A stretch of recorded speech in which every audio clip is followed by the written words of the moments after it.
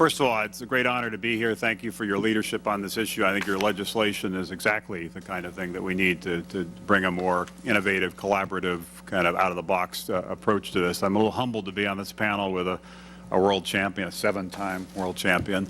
I'm certainly not a world champion. I'm also certainly not Mother of the Year. I'm just an entrepreneur, and I spent about 20 years just trying to make the Internet part of everyday life and try to usher in a digital age. And I must admit, for those 20 years, I didn't spend much time thinking about cancer. I was focused on all kinds of other issues.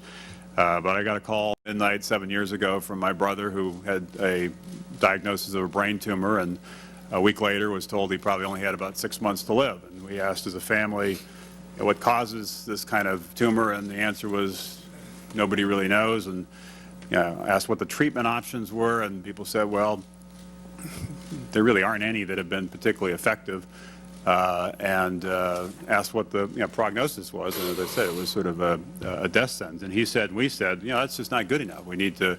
He was an investment banker. It took a lot of companies like Amazon.com and Electronic Arts and others public, and Silicon Valley, and said we need to bring an entrepreneurial, technology-driven approach to bear here. And he started an organization which carries on called Accelerate Brain Cancer Cure, ABC2.org, that's focused on driving innovation, focused on driving collaboration, focused on more entrepreneurship in this field. And it's coincidentally this week we have Brain Tumor Action Week, and on Sunday we kicked it off with a Race for Hope down Pennsylvania Avenue, and I was joined by 8,000 other people talking about this issue and shining a spotlight on this issue and trying to raise additional funds for this issue. But I'm not here to talk about brain cancer. Obviously, it's something I care deeply about, but I think part of the problem we have now, 37 years into this war, is everybody's kind of focused in their particular silo, focused on their particular issue.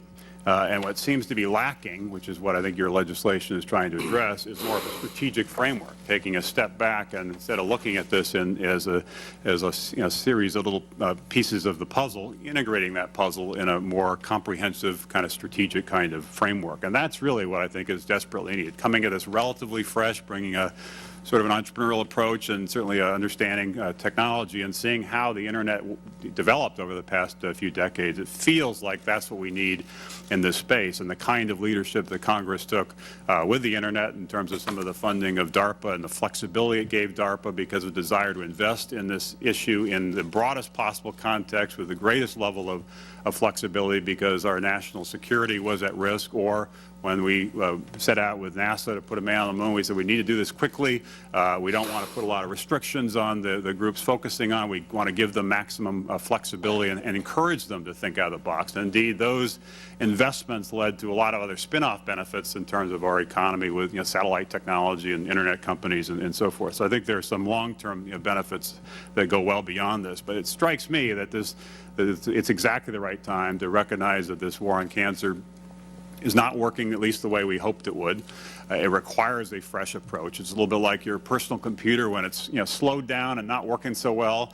You have to reboot it. You turn it off and turn it back on, and kind of a fresh start. And that's what I think we need here, and a new approach that really is enabled by technology, freed of bureaucracy, fueled by entrepreneurship, and really facilitated by collaboration. There are lots of great initiatives that are in place. Some of the testimony you'll hear this morning talks about them.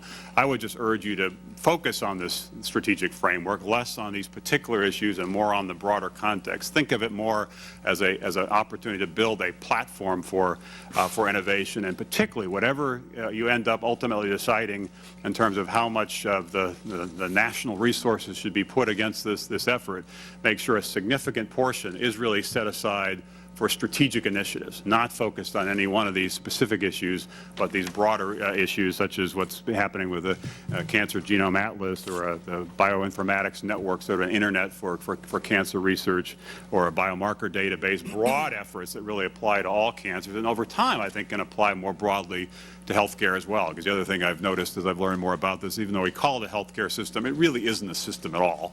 It's sort of a kind of confused world, and it really isn't even that much about health. It's more about disease disease care, and we need an ethic, as several of you talked about, that really focuses on keeping people healthy and prevention and wellness, earlier detection of things so you can catch these things earlier. And when people do have these difficult, life-threatening disease, obviously cancer being the centerpiece of that, just being able to deal with that in a much more thoughtful, much more personalized way, and recognize that it's less about where the cancer starts and more about a systems approach even to the human body, and approaching it in that kind of context. So I applaud the effort to really kind of reboot our efforts on cancer, restart those efforts, and bring a much more strategic approach. And I would urge you to resist the efforts from our organization, ABC2.org, and many others to focus resources specifically on specific diseases. Obviously, we care about that, but what seems to be missing after 37 years is this broader strategic framework, and far more of those dollars need to, if there are any earmarks, it really should be for these strategic initiatives that can benefit all cancer and over time benefit our healthcare system more generally,